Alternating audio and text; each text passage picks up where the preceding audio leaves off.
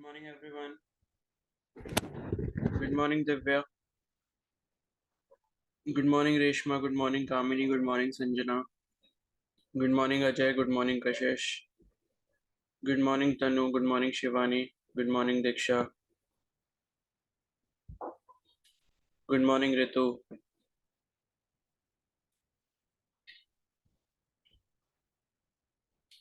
कल भाई काफी लोगों ने टेस्ट नहीं दिया था, तो प्लीज ऐसे मत करो। रेगुलर टेस्ट दे दिया करो, ठीक है।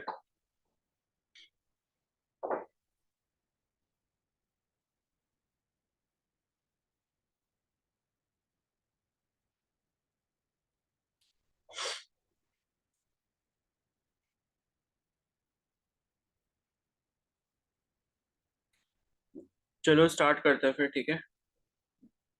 तो इसके प्रीवियस चैप्टर जो था थर्मोडायनेमिक्स वाला, उसके क्वेश्चंस कुछ हमने कर लिए थे। बाकी आप कर लेना, और फिर बाकी हम रिवीजन के टाइम पे कर लेंगे, ठीक है। चलो, तो अब जो नेक्स्ट चैप्टर है वो है आपका काइनेटिक थ्योरी ऑफ गैसेस, ठीक है। तो ये भी आपका थर्मोडायनेमिक्स से रिलेटेड ही चैप्टर है। जैसे कि समझ आ रहा है, लाइक गैसेस के बारे में हम लोग बात करने वाले हैं। तो जैसे थर्मोडायनेमिक्स में हमने कुछ लॉज वगैरह पढ़े थे, तो वैसे यहाँ पर कुछ लॉज वगैरह पढ़ेंगे एंड एडवांस लेवल में पढ़ेंगे, ठीक है। तो आइडियल गैस लॉज पहले हम पढ़ेंगे, ठीक है। वैसे तो हम ऑलरेडी ये चीज़ डिस्कस कर भी चुके हैं, बट फिर भी एक बार देख लेंगे। और ये है कि आप इस चैप्टर की रीडिंग एक बार जरूर करते रहना, ठीक है, साथ साथ में। मतलब ये है कि आज हम थोड़ा पढ़ रहे हैं तो स्टार्टिंग का थोड़ा बहुत पढ़ लेना, एनसीईआरटी को एक बार रीड जरूर कर लेना, उसके एग्जाम्पल वगैरह खुद से देख लेना, ठीक है। तो सबसे पहले हम आइडियल गैस लॉज के बारे में बात कर लेते हैं, ठीक है।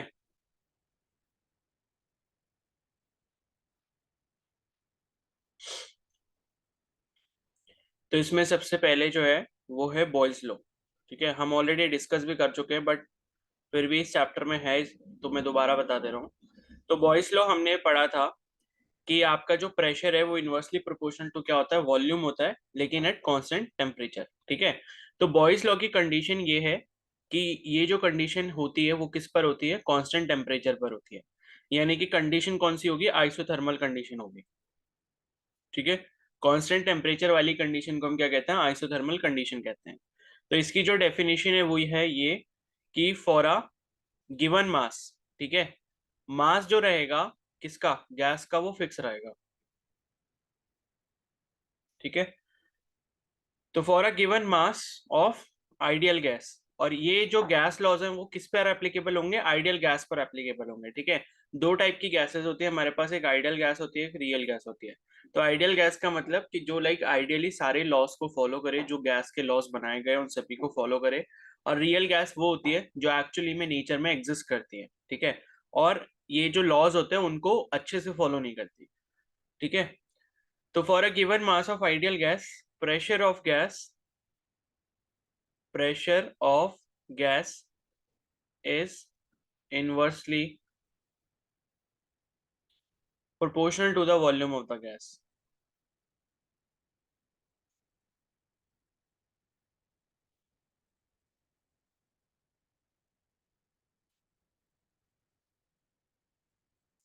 ठीक है, provided that the temperature remains constant।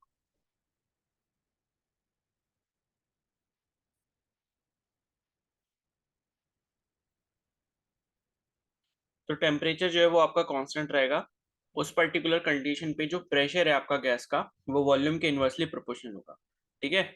तो यहाँ पे जो कंडीशन बन जाएगी वो क्या बनेगी, P is inversely proportional to volume.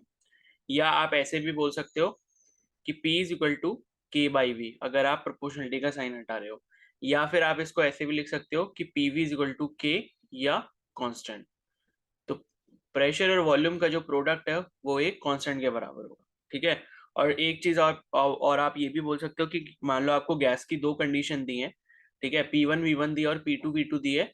तो उसके लिए जो है आप ऐसे भी बोल सकते हो कि P1V1 is equal to P2V2।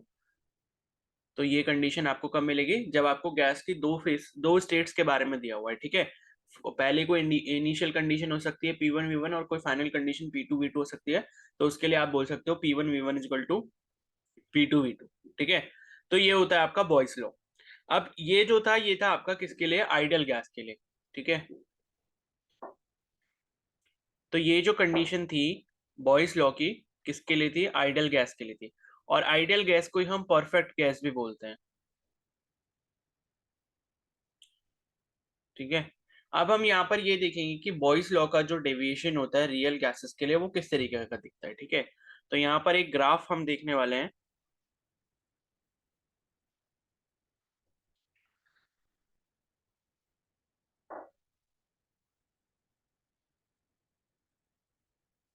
तो ये एक प्रेशर वॉल्यूम ग्राफ है।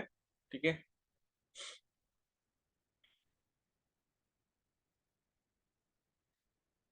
तो अभी ये मतलब उसी के लिए है जो आपका बॉयस लॉ अभी हमने पढ़ा है कि pressure is inversely proportional to volume. तो एक चीज हमेशा ध्यान रखना कि जब भी इनवर्सली प्रोपोर्शनल का ग्राफ बनता है वो एक रेक्टेंगुलर हाइपरबोला के शेप में बनता है। ठीक है। और हाइपरबोला का जो शेप होता है वो कुछ इस तरीके का होता है। ठीक है। और कहीं पर भी आ जाए कि डायरेक्टली प्रोपोर्शनल है तो डायरेक्टली प्रोपोर्शनल का ग्राफ जो है वो इस तरीके का स्ट्रेट लाइन बनता है। तो कहीं पर भी जैसे कभी भी कोई क्वेश्चन में रिलेशन आता है, अगर डायरेक्टली प्रोपोर्शनल का रिलेशन दिया होगा तो ग्राफ इस तरीके का होगा। और अगर इनवर्सली प्रोपोर्शनल का ग्राफ होगा तो ये जो पहला वाला मैंने ग्राफ बनाया इधर इस तरीके का होगा। ठीक है। तो ये जो शेप होती है इस शेप को हम क्या कहते हैं? रेक्टेंगुलर हाइपरबोला कहते हैं। ठीक है। तो रेक्टेंगुलर हाइपरबोला। तो ये जो है ये इसकी शेप होगी किसके लिए? बॉयस लॉ के लिए। तो बॉयस लॉ क्या कहता है कि P is inversely proportional to V। और उसको जो है हम इस वाले ग्राफ से शो कर सकते हैं। तो P is inversely proportional to V, ये उसके लिए पर्टिकुलर यहाँ पर ऐसा करके हम ग्राफ बना सकते हैं। ठीक है। तो और एक चीज आपको यहाँ पर ध्यान रखनी है वो ये रखनी है कि अगर मान लो आपके पास कोई दो पर्टिकुलर टेम्परेचर दिए हो। सपोज मैंने कहा कि ये P is inversely proportional to V है किसी पर्टिकुलर टेम्परेचर T1 पे। ठीक है। तो T1 तो यहाँ पर कांस्टेंट रहेगा क्योंकि बॉयल्स लॉ कौन सी कंडीशन पे फॉलो होता है? आइसोथर्मल कंडीशन पे फॉलो होता है जहां पर टेम्परेचर आपका कांस्टेंट रहता है। तो T1 टेम्परेचर के लिए अगर ये है ग्राफ, तो यहाँ पर अगर मैं T2 टेम्परेचर के लिए यही सेम ग्राफ बनाना चाहता हूँ तो वो ग्राफ भी इसी के जैसा बनेगा। ठीक है। इस तरीके से ये ग्राफ बनेगा। ये मान लो T2 टेम्परेचर के लिए हो गया। तो आपको ध्यान रखना है कि जो ग्राफ ऊपर की तरफ होगा यहाँ पे उसका मतलब ये है कि वो जो टेम्परेचर है वो ज्यादा होगा। यानी कि मैं यहाँ पर ये बोल सकता हूँ कि T2 जो टेम्परेचर है वो आपका T1 टेम्परेचर से ज्यादा है। ठीक है। तो आपको अगर बॉयस लॉ के लिए प्रेशर और वॉल्यूम के बीच में अगर ग्राफ दिख रहे हैं, ठीक है, एक से ज्यादा अगर आपको ग्राफ दिख रहे हैं तो उसमें जो ऊपर की साइड ग्राफ रहेगा, ठीक है, वहां पे क्या होगा? टेम्परेचर ज्यादा होगा। और जो नीचे की तरफ होगा वहां पे क्या होगा? टेम्परेचर कम होगा। और ये आप पता भी लगा सकते हो कि जैसे आपके पास चार्ल्स लॉ होता है। ठीक है। तो प्रेशर की वैल्यू अगर ज्यादा है मतलब कम वॉल्यूम पे, कम वॉल्यूम पे अगर प्रेशर ज्यादा है इसका मतलब वहां पर क्या होगा? टेम्परेचर ज्यादा होगा। ठीक है। अगर आपको इसको समझना भी है ग्राफ को तो आप ऐसे समझ सकते हो कि मान लो यहाँ पर मैं एक पर्टिकुलर पॉइंट ले लेता हूँ। तो यहाँ पर मान लो कोई प्रेशर की वैल्यू P1 है। ठीक है। और इस पर्टिकुलर वैल्यू पे यहाँ पर वॉल्यूम इसका क्या है? ये V1 है। और इस वाले के लिए, ये ब्लू वाले ग्राफ के लिए वॉल्यूम जो है V2 है। ठीक है। अब आप देखोगे कि यहाँ पर V2 की वैल्यू जो है वो V1 से ज्यादा है क्योंकि वॉल्यूम V2 वाला जो है वो आगे की तरफ बना है एक्स एक्सिस पर। तो V2 की वैल्यू V1 से ज्यादा है लेकिन प्रेशर सेम है। यानी कि एट सेम प्रेशर, ठीक है, तो एट सेम प्रेशर अगर आप देखोगे यहाँ पे तो वॉल्यूम जो सेकंड वाले केस में वो आपका ज्यादा है एज कंपेयर टू फर्स्ट वाला केस। ठीक है। तो अगर वॉल्यूम सेकंड वाले केस का ज्यादा है इसका मतलब सेकंड वाले केस में टेम्परेचर क्या होगा? ज्यादा होगा। क्योंकि वॉल्यूम ज्यादा होने का मतलब क्या है कि गैस को आपने ज्यादा टेम्परेचर पे हीट कर रखा है जिसकी वजह से गैस क्या कर रही है? और ज्यादा एक्सपैंड कर रही है। तो वॉल्यूम अगर ज्यादा होगा तो यहाँ पर क्या है? टेम्परेचर इसका मतलब क्या है? ज्यादा है। तो आप इसको इस तरीके से समझ सकते हो। तो ग्राफ में आपको ये ध्यान रखना है जो ऊपर की तरफ बना होगा उसका मतलब है कि वो हायर टेम्परेचर पे है। और जो नीचे की तरफ बना होगा उसका मतलब है कि वो जो टेम्परेचर है वो कम टेम्परेचर है। ठीक है। तो आपके पास ऐसे और भी मल्टीपल ग्राफ हो सकते हैं कि मान लो अगर मैंने एक और ग्राफ यहाँ पर बना दिया इस तरीके से, ये T3 हो गया। तो T3 जो है वो यहाँ पर सबसे ज्यादा हो जाएगा। ठीक है। तो T3 is greater than T2 is greater than T1। तो ये चीज जो है वो आपको यहाँ पर ध्यान रखनी है। ओके। और अब यहाँ पर एक इसके स्लोप की बात कर लेते हैं। स्लोप, स्लोप का मतलब क्या होता है? टेन थीटा, किसी भी ग्राफ का टेन थीटा। तो ये जो टेन थीटा होता है यहाँ पर इसके ग्राफ का, वो आपका क्या होगा? dp बाई dv होगा। ठीक है। डीपी बाई डीवी कैसे होगा कि अगर मान लो आप यहाँ पर कोई भी ग्राफ ले रहे हो और वहां पर अगर आप टेन थीटा बना रहे हो तो परपेंडिकुलर अपॉन बेस होगा, और परपेंडिकुलर वाली साइड मतलब जो वर्टिकल साइड है, और वर्टिकल साइड पे क्या है, प्रेशर है, और हॉरिजॉन्टल साइड पे क्या है, वॉल्यूम है। तो डीपी बाई डीवी जो है वो इसका क्या हो जाएगा, टेन थीटा हो जाएगा। और ये जो डीपी बाई डीवी होता है ये आपका माइनस पी बाई वी के बराबर होता है। ये कल हमने एक क्वेश्चन में भी डिराइव किया था कि ये पी बाई वी कैसे आया था। ठीक है, तो डीपी बाई डीवी जो है ये माइनस पी बाई वी के बराबर होगा, और ये क्या होता है, ये इसका स्लोप होता है। किस वाले ग्राफ के लिए, जो आपका बॉयस लॉ के लिए ग्राफ होता है, P is inversely proportional to B वाला। ठीक है, मतलब P is inversely proportional to V, pressure is inversely proportional to volume के केस में जो स्लोप होता है ग्राफ का वो आपका माइनस पी बाई वी के बराबर होता है। तो ये स्लोप भी जो है वो आपको ध्यान रखना है, ये क्वेश्चन आपसे पूछ सकते हैं कि स्लोप जो है आपका बॉयस लॉ वाले ग्राफ में जो pressure is inversely proportional to volume होता है, उस वाले ग्राफ में जो स्लोप होता है वो कितने के बराबर होता है। ठीक है, तो ये जो डीपी बाई डीवी है ये आपका माइनस पी बाई वी के बराबर होगा। तो ये जो कंडीशन है वो किसके लिए, आपकी बॉयस लॉ के लिए। ठीक है,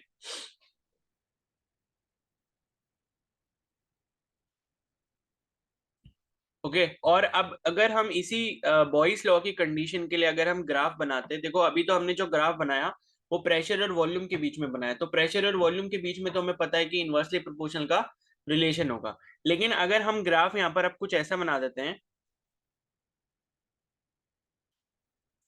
कि एक ग्राफ मैंने बनाया यहाँ पर प्रेशर और टेम्परेचर के बीच में, और दूसरा ग्राफ यहाँ पर मैंने बनाया वॉल्यूम और टेम्परेचर के केस, मतलब वॉल्यूम और टेम्परेचर के बीच में। ठीक है, तो इस केस में होगा क्या, अभी हमने पढ़ा कि बॉयज लॉ की कंडीशन में जो टेम्परेचर हमारा होता है वो क्या होता है, कांस्टेंट होता है।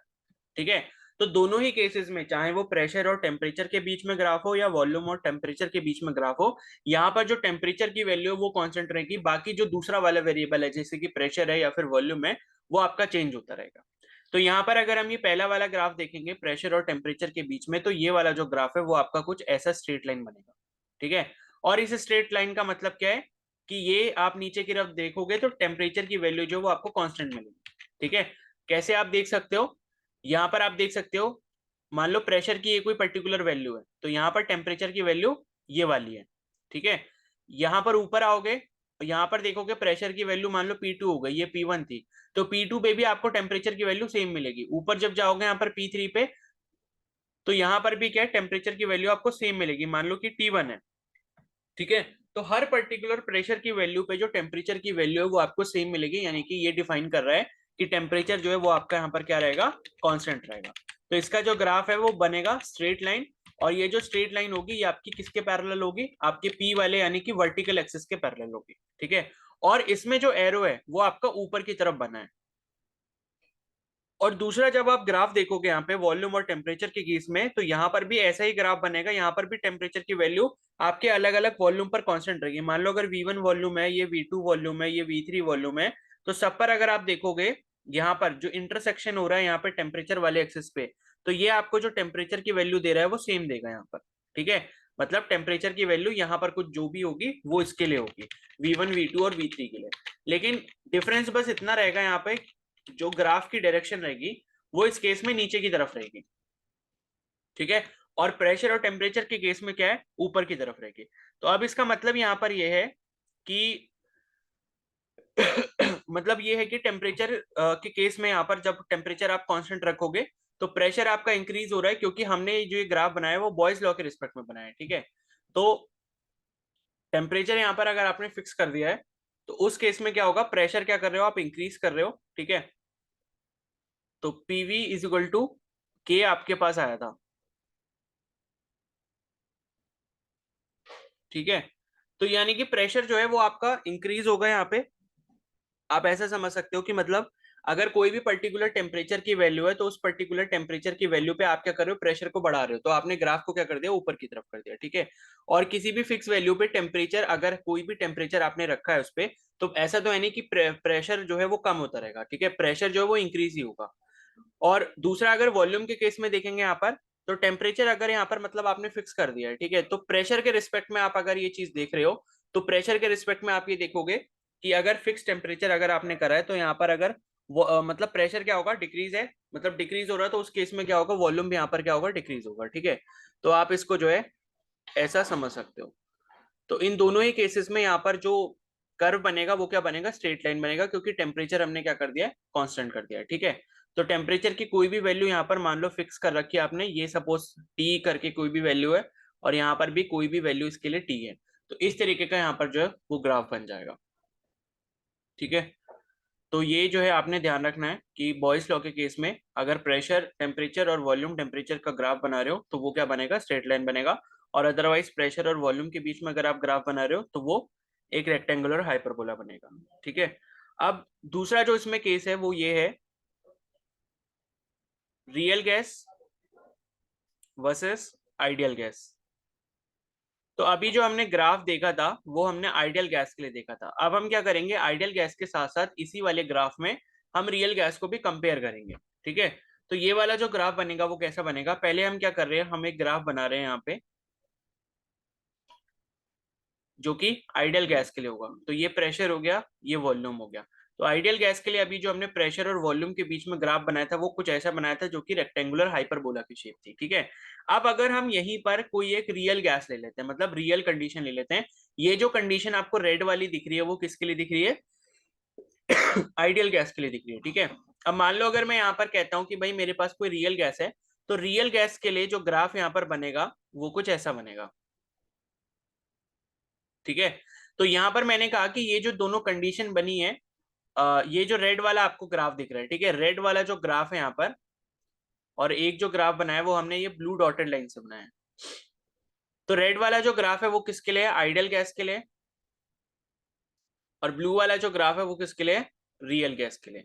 ठीक है, और ये जो दोनों कंडीशन हमने बनाई है, हम ये कह देते हैं कि ये जो कंडीशन है वो कौन से टेम्परेचर पे, T1 टेम्परेचर पे। तो T1 टेम्परेचर कोई फिक्स टेम्परेचर है, कांस्टेंट टेम्परेचर है, जहां पे हमने बॉयस लॉ का रिलेशन बनाया है किसी पर्टिकुलर गैस के लिए। तो मतलब किसी पर्टिकुलर दो गैसेस हैं, ठीक है, एक आइडियल टाइप की गैस है और एक आपकी रियल टाइप की गैस है, और लेकिन टेम्परेचर आपने फिक्स रखा हुआ है। तो आइडियल गैस जो होगी उसका ग्राफ आप देख सकते हो, ये रेड वाला बना हुआ है, ठीक है, जो कि प्रॉपरली फॉलो कर रही है बॉयस लॉ को। लेकिन जो दूसरी वाली गैस है वो आपकी, जो कि रियल गैस है, वो आपकी फॉलो नहीं कर रही है, और क्या कर रही है, आइडियल गैस के कर्व से ऊपर की तरफ जा रही है। ठीक है, जो डॉटेड वाला आपको कर्व दिख रहा है। और यहीं पर अगर मैं एक और कर्व ले लेता हूं, ठीक है, अगर मैंने ये जो गैस ली है, रेड वाली जो गैस है जो कि हमारी एक आइडियल गैस है, अगर इस आइडियल गैस को हम किसी पर्टिकुलर दूसरे टेम्परेचर पे ले जाते हैं जो कि हमारा क्या है, T2 टेम्परेचर है। ठीक है, तो T2 टेम्परेचर के केस में आइडियल गैस का मान लो कि ग्राफ कुछ इस तरीके का बन रहा है, और यहीं पर T2 टेम्परेचर पर अगर हम देखें कि जो रियल गैस है, तो रियल गैस का ग्राफ जो है वो आपका कुछ इस तरीके का बनेगा। ठीक है, तो अब आप यहां से देख क्या सकते हो कि जैसे ही यहाँ पर टेम्परेचर किसका ज्यादा है, भाई T2 वाला टेम्परेचर ज्यादा है। अभी हम ऊपर बात करके आए कि ऊपर जो ग्राफ बना होगा, इसमें ऊपर जो कर्व बना होगा उसका टेम्परेचर जो है वो ज्यादा होगा, यानी कि T2 वाला जो टेम्परेचर है वो आपका T1 वाले टेम्परेचर से ज्यादा है। ठीक है, तो इस केस में आप देख क्या रहे हो कि जो T1 टेम्परेचर है वहां पे जो आइडियल गैस और रियल गैस है उनके बीच में डेविएशन जो है वो ज्यादा है। ठीक है, तो यहां पर लिख देता हूं मैं कि T1 टेम्परेचर जो कि कम टेम्परेचर है, यहां पर क्या है, आपका डेविएशन ज्यादा है, डेविएशन इज मोर। और दूसरा कंडीशन जो है T2 टेम्परेचर वाला है, जिसका मतलब ये है कि T2 टेम्परेचर आपका ज्यादा है as compare to T1 temperature, तो यहाँ पे जो डेविएशन है वो आपका क्या है, लेस है। ठीक है, तो इससे कंक्लूजन आप ये निकाल सकते हो कि हायर टेम्परेचर पे, यानी कि जैसे जैसे आप टेम्परेचर इंक्रीज करते हो वहां पे क्या होता है, जो रियल गैसेज हैं वो आइडियल गैस की तरह बिहेव करने लग जाती है। ठीक है, तो इस ग्राफ का जो कंक्लूजन है वो ये है। तो यहाँ पर इसका जो कंक्लूजन है मैं यहाँ पर लिख देता हूं कि real gas behaves as ideal gas at higher temperature. ठीक है, एट हायर टेम्परेचर। लेकिन हायर टेम्परेचर के साथ साथ एक और कंडीशन भी होती है, वो होती है आपकी लो प्रेशर वाली। ठीक है, एंड लो प्रेशर भी यहां पर लिख देता हूं। अभी लो प्रेशर वाली कंडीशन भी आपको आगे समझ आ जाएगी, लेकिन ये तो आपको ध्यान रखना है कि जैसे जैसे आप टेम्परेचर बढ़ाओगे वैसे वैसे क्या होगा, रियल गैस जो है वो आपकी आइडियल गैस की तरह बिहेव करने लग जाएगी। और उसी तरीके से अगर आप प्रेशर को भी कम करते हो तो एट लो प्रेशर वाली कंडीशन पे क्या होगा, आपकी जो रियल गैस है वो आइडियल गैस की तरह बिहेव करने लग जाएगी। ठीक है, तो आप इसको जो है कुछ ऐसा भी समझ सकते हो कि ये जो ग्राफ आपका जा रहा है ना, ये रेड वाली लाइन जो जा रही है इस तरीके से पीछे की तरफ, और ये ब्लू वाली जो लाइन है ये आपकी कुछ ऐसे जाएगी। मतलब ऊपर क्या होगा, ऊपर की तरफ आप देखोगे तो ये लाइन आपको लगभग लगभग मिलती हुई दिखाई देगी यहाँ पर इस तरीके से। तो कहने का मतलब है यहाँ पर जो आपकी प्रेशर की वैल्यू है, ठीक है, इस पर्टिकुलर पॉइंट पर अगर आप यहाँ पर, मतलब ये वॉल्यूम की वैल्यू हो गई, और इस पर्टिकुलर पॉइंट पे मान लो आप यहाँ पर कोई भी प्रेशर की वैल्यू देख लो, ठीक है, प्रेशर का एक्सिस ये वाला है, तो प्रेशर की वैल्यू ये है, तो प्रेशर यहाँ पर कम था, तो कम प्रेशर पे क्या होगा, यहाँ पर रियल गैस और आइडियल गैस एक जैसा बिहेव कर रही होंगी। लेकिन जैसे जैसे आप जो है यहाँ पर प्रेशर की वैल्यू को क्या करते रहोगे, बढ़ाते रहोगे, वैसे वैसे क्या होगा यहाँ पे, एक सेकेंड एक सेकेंड, मैंने ग्राफ यहाँ पर उल्टा बना दिया, कम प्रेशर पे ना, तो कम प्रेशर का मतलब ये जो ग्राफ है वो आपका नीचे से मिल रहा होगा यहाँ पे, ठीक है, ये आप आगे अगर इसको मिलाओगे तो ये नीचे से जो है मतलब इस तरीके से मिल रहा होगा, इस तरीके से आगे जाके। तो कहने का मतलब है कि प्रेशर की वैल्यू यहाँ पर जो है यहाँ पर्टिकुलर इस लेवल पर अगर कम है, तो यहाँ पे क्या होगा कि डेविएशन आपका क्या होगा, कम होगा, ठीक है, अगर कम प्रेशर की बात करेंगे। लेकिन जैसे ही आप प्रेशर को धीरे धीरे ऊपर की तरफ बढ़ाते जाओगे प्रेशर की वैल्यू को, तो वहां पर आपको डेविएशन ज्यादा देखने मिलेगा, ठीक है। तो लो प्रेशर और हायर टेम्परेचर वाली जो कंडीशन है, तो यहाँ पर क्या होता है, आपका डेविएशन कम रहता है, ठीक है। तो ये चीज जो है वो आपको ध्यान रखनी है। तो क्वेश्चन आपसे ऐसे पूछ सकते हैं कि भाई कौन सी पर्टिकुलर कंडीशन पे जो है आपकी जो रियल गैसेस होती हैं वो आइडियल गैस की तरह बिहेव करती हैं, तो higher temperature and lower pressure.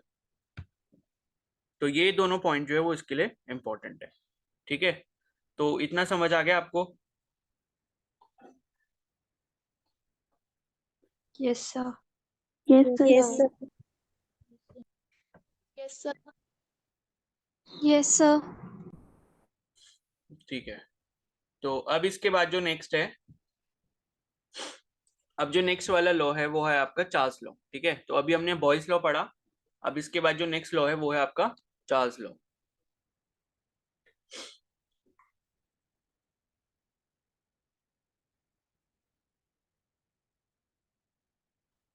ठीक है। तो चार्ल्स लॉ जो है, ये जो कंडीशन होती है आपकी कहां पर होती है, कांस्टेंट प्रेशर पे। यानी कि कांस्टेंट प्रेशर पे जब आप वॉल्यूम और टेम्परेचर का रिलेशन देखते हो आपस में, तो वो कौन डिफाइन करता है, चार्ल्स लॉ करता है, ठीक है। तो कांस्टेंट प्रेशर का मतलब कौन सी वाली कंडीशन हो गई, आइसोबारिक कंडीशन हो गई। तो आइसोबारिक कंडीशन पे जो वो आपका वॉल्यूम और टेम्परेचर के बीच में जो रिलेशन होता है उसी को हम क्या कहते हैं, चार्ल्स लॉ कहते हैं। तो इसकी जो डेफिनेशन है वो है कि फॉर अ गिवन मास, ठीक है, तो फिक्स मास के लिए जो है मतलब ये है कि बीच में गैस का अगर मास चेंज नहीं हो रहा तभी ये चार्ल्स लॉ एप्लीकेबल होगा, और उसी तरीके से बॉयल्स लॉ भी एप्लीकेबल होगा। तो for a given mass of ideal gas, ठीक है, आइडियल गैस का कोई भी हम फिक्स मास अगर ले रहे हैं, तो उस केस में क्या होगा, volume of gas is directly proportional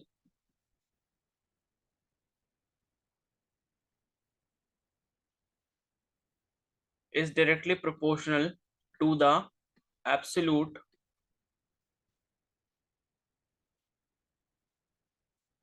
temperature of the gas, ठीक है, provided pressure is constant। तो आपको कंडीशन यही दी होगी हमेशा कि प्रेशर आपने अगर कांस्टेंट रखा है तो उस केस में जो वॉल्यूम ऑफ द गैस है वो डायरेक्टली प्रोपोर्शनल होगा एब्सोल्यूट टेम्परेचर के। अब यहाँ पर ये जो टर्म है आपका एब्सोल्यूट टेम्परेचर, इस एब्सोल्यूट टेम्परेचर का मतलब हम ऑलरेडी समझ चुके हैं थर्मोडायनेमिक्स वाले टेम्परेचर पे। तो एब्सोल्यूट टेम्परेचर का मतलब क्या होता है कि टेम्परेचर जो आप मेजर कर रहे हो वो आपका किस में होना चाहिए, केल्विन में होना चाहिए, ठीक है। तो इस पर्टिकुलर टर्म का मतलब क्या है, एब्सोल्यूट टेम्परेचर कहीं पर भी दिखेगा तो इसका मतलब क्या है कि टेम्परेचर जो आप मेजर कर रहे हो वो किस में कर रहे हो, केल्विन में कर रहे हो, ठीक है। तो यहाँ पर क्या हो जाएगा, V is directly proportional to T, ठीक है, फॉर कांस्टेंट प्रेशर। तो कांस्टेंट प्रेशर की कंडीशन के लिए वॉल्यूम जो है वो आपका किसके प्रोपोर्शनल होगा, absolute temperature of the gas के प्रोपोर्शनल होगा। तो यहाँ से आप ये भी बोल सकते हो कि V इज इक्वल टू क्या हो जाएगा, KT के बराबर हो जाएगा, ठीक है। या फिर आप ये भी बोल सकते हो कि V बाई T जो है वो आपका K यानी कि कांस्टेंट के बराबर हो जाएगा, ठीक है। और किसी भी पर्टिकुलर गैस की अगर आप कोई भी दो कंडीशन ले रहे हो, इनिशियल कंडीशन या फाइनल कंडीशन, तो उस केस में आप ऐसा भी बोल सकते हो कि V1 अपॉन T1 जो है वो V2 अपॉन T2 के बराबर हो जाएगा, क्योंकि ये दोनों क्या होते हैं, एक कांस्टेंट के बराबर होते हैं। तो ये जो रिलेशन है वो आपको किसका मिल गया, चार्ल्स लॉ का मिल गया, ठीक है। और इसी के लिए अगर हम यहाँ पर ग्राफ बनाएंगे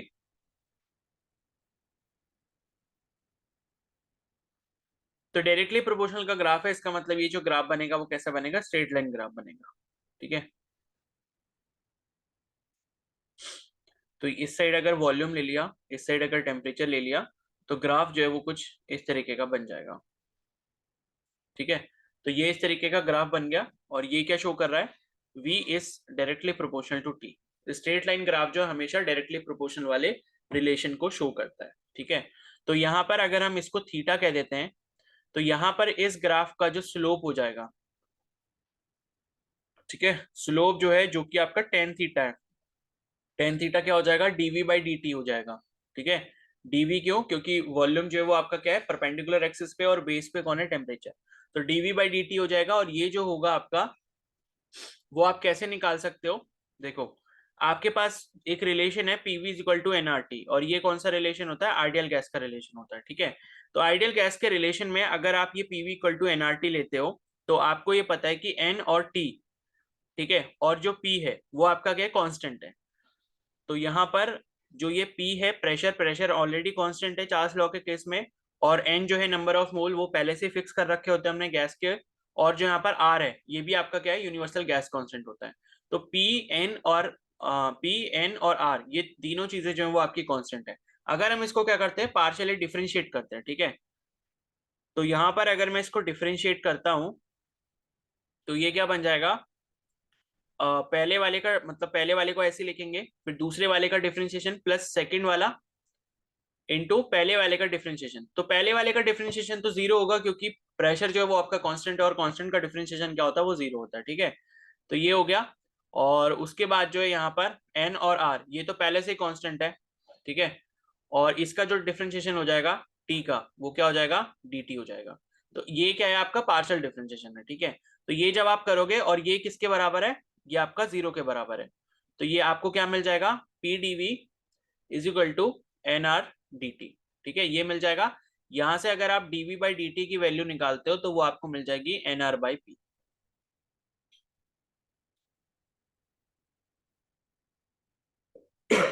ठीक है, एन आर बाई पी के बराबर मिल गई। इसका मतलब क्या है कि आपने यहाँ पर जो टेन थीटा निकाला था डीवी बाई डी टी, वो उसकी वैल्यू क्या आएगी, एन आर बाई पी के बराबर आएगी। ठीक है, तो स्लोप जो है आपका जो कि टेन थीटा है जो कि डीवी बाई डी टी के बराबर है, इसकी वैल्यू किसके बराबर होती है, एन आर बाई पी के बराबर होती है। ठीक है ना, तो स्लोप जो है वो किसके बराबर आ गया, एन आर बाई पी के बराबर आ गया। अब यहां से आपको एक रिलेशन और पता चलेगा, जो स्लोप की वैल्यू आपको यहाँ पर मिली है एन आर बाई पी, तो स्लोप जो है वो आपका किसके बराबर है, N into R by P के बराबर है। और यहां से आपको पता क्या चल रहा है, एन और आर ये जो ऊपर है ये दोनों कांस्टेंट है, तो ये दोनों कांस्टेंट है, इसका मतलब क्या है कि आपका जो स्लोप है वो इनवर्सली प्रोपोर्शनल है किसके, प्रेशर के। ठीक है, यानी कि स्लोप अगर ग्राफ का ज्यादा होगा तो उस कंडीशन में प्रेशर जो है वो कम होगा, और स्लोप अगर कम होगा तो इसका मतलब है उस पर्टिकुलर कंडीशन के लिए जो प्रेशर की वैल्यू वो ज्यादा होगी। तो अगर सपोज मैं आपको कोई एक ग्राफ देता हूं एंड उसमें आपके पास दो कर्व बने हुए हैं, ठीक है, तो सपोज अगर आपके पास यहाँ पर एक ग्राफ है वॉल्यूम और टेम्परेचर के बीच में, ठीक है, वॉल्यूम और टेम्परेचर के बीच में आपको सपोज मैंने दो ग्राफ दिए, एक ग्राफ आपका ये वाला है और दूसरा जो कर्व है वो आपका ये वाला है। ठीक है, तो इसे सपोज मैंने कह दिया एक्स और इसे कह दिया वाई। तो एक्स और वाई जो है मेरे पास दो कर्व अगर बने हुए हैं वॉल्यूम और टेम्परेचर एक्सिस के बीच में अकॉर्डिंग टू चार्ल्स लॉ, तो इसका मतलब क्या है कि यहाँ पर प्रेशर की जो वैल्यू वो क्या होगी, कांस्टेंट होगी। तो एक्स के लिए यहाँ पर प्रेशर की वैल्यू कुछ अलग होगी और वाई वाले कर्व के लिए प्रेशर की वैल्यू यहाँ पर कुछ और होगी। तो अगर मैं आपसे पूछूं कि भाई प्रेशर एट एक्स जो है और प्रेशर एट वाई इनमें से कौन सा ज्यादा होगा कौन सा कम होगा, तो आप बता सकते हो, बताओ।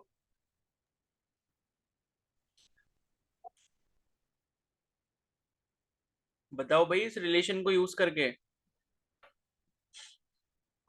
एक्स और वाई में स्लोप किसका ज्यादा है, एक्स वाई। वाई का। भाई सर एक्स का स्लोप ज्यादा है। नीचे से अगर आप एंगल को मेजर करोगे तो ये है आपका वाई का एंगल, और एक्स का अगर मेजर करोगे तो एक्स का एंगल ये है।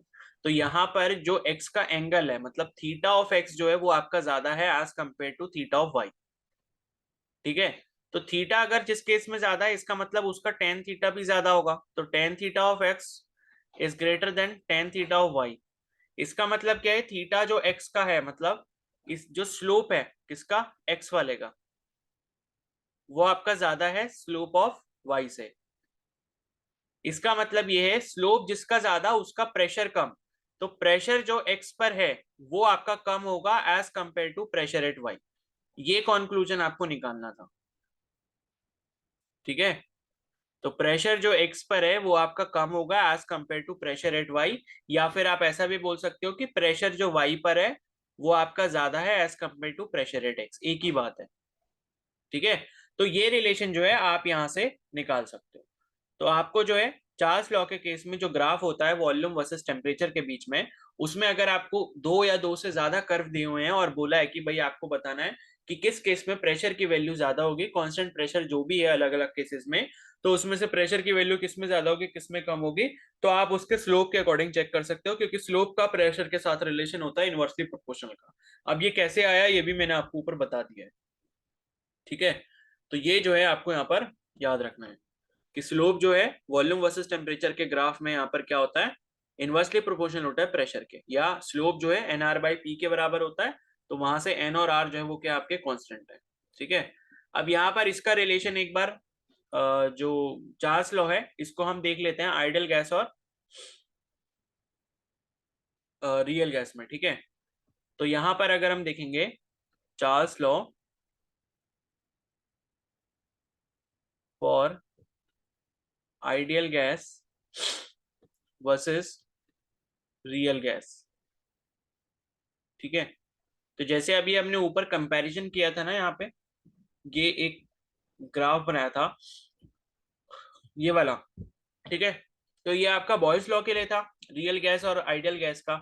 और यहाँ पर अब हम जो देखेंगे वो देखेंगे चार्ल्स लॉ का ग्राफ रियल गैस और आइडियल गैस के लिए। तो यहाँ पर अगर मैं ग्राफ बनाता हूँ वॉल्यूम और टेम्परेचर एक्सिस के बीच में, ये हो गया वॉल्यूम ये हो गया टेम्परेचर। तो अभी हमने देखा कि ग्राफ जो बनता है किसके लिए, आइडियल गैस के लिए, वो कैसा बनता है, स्ट्रेट लाइन बनता है। ठीक है, लेकिन अगर आप यही ग्राफ देखोगे किसके लिए, रियल गैस के लिए, तो वो जो ग्राफ बनेगा वो कुछ ऐसा बनेगा। ठीक है, तो यहां पर मैं लिख देता हूं ये वाला जो है और ये डॉटेड लाइन जो है, तो ये वाले आपका आइडियल गैस के लिए और ये वाला रियल गैस के लिए। ठीक है, तो यहां से आपको समझ क्या आ रहा है कि भाई जैसे जैसे टेम्परेचर की वैल्यू बढ़ रही है, देखो यहां पर इस पर्टिकुलर पॉइंट पर अगर आप देखोगे, यहाँ पर टेम्परेचर की वैल्यू कम है और इधर आओगे तो टेम्परेचर की वैल्यू क्या हो गई, बढ़ गई। यानी कि आप देख रहे हो कि टेम्परेचर की वैल्यू जैसे जैसे बढ़ती जा रही है वैसे वैसे क्या हो रहा है, जो रियल गैस का ग्राफ है वो आइडियल गैस की ग्राफ की तरफ जा रहा है। यानी कि रियल गैस जो है वो आइडियल गैस बनने की कोशिश कर रही है हायर टेम्परेचर। जो कंडीशन हमने ऊपर पढ़ी थी अभी, वही सेम कंडीशन आपको यहाँ पर भी देखने को मिलेगी। ठीक है, तो इसका मतलब भी यहाँ पर यही हुआ कि real gas tends to be an ideal gas at high temperature. ठीक है, और हाई टेम्परेचर के साथ मैंने आपको एक और कंडीशन भी बताई है जो कि है लो प्रेशर। तो ये भी आपको ध्यान रखनी है, लो प्रेशर वाली अभी आगे समझ आ जाएगी और, लेकिन अभी आपको यहाँ पर ध्यान ये रखना है कि हाई टेम्परेचर की कंडीशन पे क्या होगा, जो आपकी रियल गैस है वो आपकी आइडियल गैस की तरह बिहेव करने की कोशिश करती है। ठीक है, तो इस ग्राफ से आपको ये बात समझ आ जाएगी कि टेम्परेचर की वैल्यू जैसे जैसे बढ़ रही है वैसे वैसे क्या है, जो आपकी रियल गैस है वो आइडियल गैस की तरह बनने की कोशिश यहाँ पर कर रही है। ठीक है,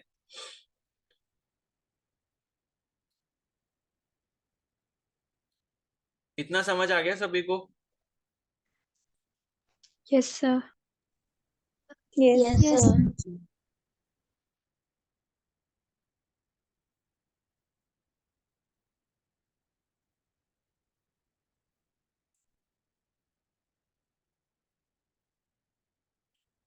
चलो एक और रिलेशन यहाँ पर लिख लो।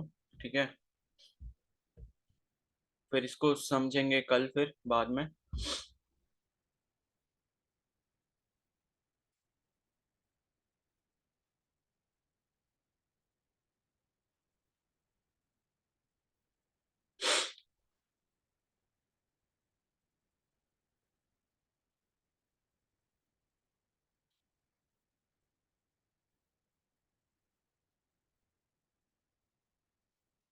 तो देखो अभी जो हमने ग्राफ देखा था V वर्सेस T का, ठीक है, वॉल्यूम वर्सेस टेम्परेचर का, जो अभी हमने ग्राफ देखा था आपके चार्ल्स लॉ में, वो ये वाला ग्राफ देखा था, ठीक है।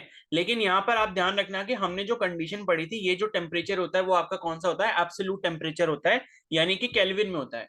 तो अब हम ये बोल रहे हैं कि अगर मान लो आपका जो टेम्परेचर है वो केल्विन में ना होकर किस में हो, डिग्री सेल्सियस में हो, तो उस केस में वॉल्यूम का रिलेशन क्या होगा टेम्परेचर के साथ, ठीक है। तो अभी जो हमने ऊपर ग्राफ पढ़ा था उस केस में क्या था, टेम्परेचर आपका केल्विन में था, तो बिल्कुल आपकी स्ट्रेट लाइन बनती है और ओरिजिन से पास करती है।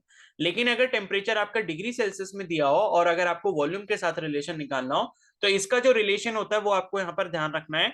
वो होता है कि volume at T degree Celsius is equal to volume at 0 degree Celsius, ठीक है।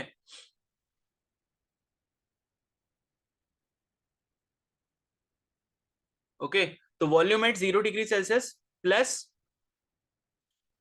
T by 273 into volume at 0 degree Celsius,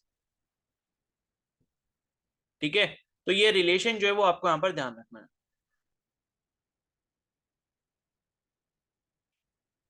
कि अगर मान लो हमारे पास टेम्परेचर अगर केल्विन में नहीं दिया होता, किस में दिया होता है, सेल्सियस में दिया होता है, ठीक है, T डिग्री सेल्सियस में अगर टेम्परेचर दिया होता है, तो उसका जो रिलेशन है वॉल्यूम के साथ वो क्या होगा। अगर आपको मान लो वॉल्यूम की वैल्यू पता है 0 डिग्री सेल्सियस पे किसी भी गैस की, कि इस पर्टिकुलर गैस की जो वॉल्यूम की वैल्यू है वो 0 डिग्री सेल्सियस पर इतनी है, और अगर आपको उस पे मतलब उससे T डिग्री सेल्सियस यानी कि किसी भी पर्टिकुलर टेम्परेचर पे वैल्यू निकालनी है वॉल्यूम की, तो आप इस रिलेशन को इस्तेमाल करके निकाल सकते हो। और इसकी जो डेफिनेशन है वो मैं आपको कल लिखवा दूंगा, ठीक है। तो अभी जो है हम इतना ही रखते हैं, इसके बाद जो हम आगे कंटिन्यू करेंगे, ठीक है। ओके, तो अभी हम इतना ही करते हैं, बाकी फिर शाम को वो करेंगे, अपना जो थर्मोडायनेमिक्स वाला चैप्टर कंप्लीट करना है वो वाला करेंगे, ठीक है। तो अब जो है मॉर्निंग में आपका अभी एक ही सेशन रहेगा, तो अभी हम इसी से करेंगे, ठीक है। तो बाकी किसी को कोई डाउट है? सर एक बार ऊपर चार्ल्स लॉ वाला ग्राफ दिखा देना, मुझे नोट करना था। हाँ, तो मैं नोट्स अभी ये भेज दे रहा हूँ ग्रुप में, आप नोट कर लेना, ठीक है। मैं ये PDF भेज दे रहा हूँ। ओके। ठीक है, फिर आप लीव कर सकते हो, शाम को मिलते हैं 5 बजे, ठीक है। Okay sir.